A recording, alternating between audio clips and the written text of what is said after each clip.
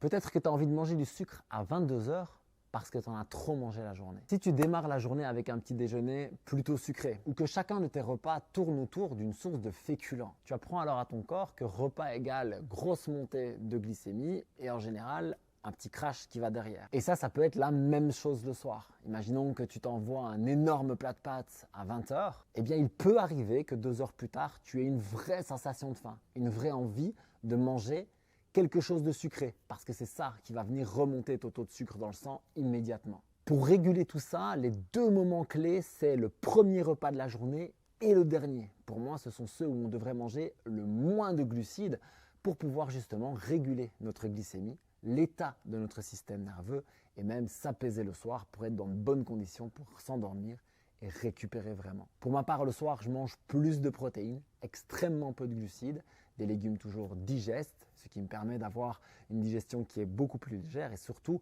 je me mets dans de bonnes conditions pour digérer ce repas, ce qui me permet de bien le digérer, de m'apaiser, de vraiment récupérer.